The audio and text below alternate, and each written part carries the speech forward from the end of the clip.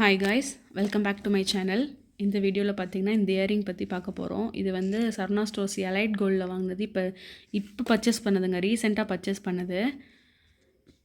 So நான் எலைட்டில் போய் இதுக்கு முன்னாடி கோல்டு பர்ச்சேஸ் பண்ணதே இல்லைங்க. எல்லோரும் சொன்னாங்க போய் பாருங்க அப்படின்னு சொன்னாங்கங்கிறதுனால தான் போனேன். பட் கலெக்ஷன்ஸ் வந்து பயங்கரமாக வச்சுருக்காங்கங்க. நான் அந்த வீடியோ அட்டாச் பண்ணுறேன் பாருங்கள். நிறைய வெரைட்டிஸ் வச்சுருக்காங்க. நம்ம நினச்ச பிடிச்ச டிசைன்ஸ் எல்லாமே இருக்குது, நிறையா இருக்குது. பட் வந்து ஃபிக்ஸட் ரேட்டுங்க. கம்மி பண்ணி பேரம் பண்ணி நம்ம கம்மி பண்ணவே முடியாது. இது வந்து கார்ப்பரேட்டோடது சொல்லுவாங்களா, அந்த மாதிரிங்க. இது ஃபிக்ஸட் ரேட். அதில் போட்டிருக்க ரேட்டுக்கு அப்படியே நீ கோல்டு விலைக்கு அப்படியே கொடுப்பாங்க. கொஞ்சம் கூட நம்ம பேசி எதுவுமே பண்ண முடியாது. ஸோ நான் இது முன்னாடி அப்படி வாங்கினதே கிடையாதா. ஸோ இது பிடிச்சி போச்சு. டெய்லி யூஸ்க்குமே இது போட்டுக்கலான்னு சொன்னதுனால தான் இது வாங்கினேன். இது டைமண்ட்லேயும் வச்சுருக்காங்க. இதே டிசைன் அப்படியே டைமண்ட்லேயே இருந்துச்சு. மேம் இதே வேல்யூ தான் மேம் வரும், வாங்குங்கன்னு சொன்னாங்க. பட் எனக்கு வந்து டெய்லி யூஸ்க்கு டைமண்ட்லாம் செட் ஆகாது.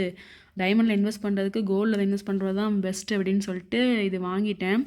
பட் எனக்கு வந்து வேஸ்டேஜும் இதுவும் கூட தாங்க தெரிஞ்சது. இந்த கம்மலுக்கு நம்ம பீமாலேயோ இல்லை லலிதாலேயோ வேற எங்கேயோ பர்ச்சேஸ் பண்ணியிருந்தா கம்மி பண்ணி வாங்கியிருக்கலாமோ அப்படின்னு ஒரு எண்ணம். சரி, இந்த கம்மல் பிடிச்சிருச்சேன்னு வாங்கிட்டேன். எனக்கு தொங்குற கம்மல் தாங்க பிடிக்கும் டெய்லி யூஸ்க்குமேவும்.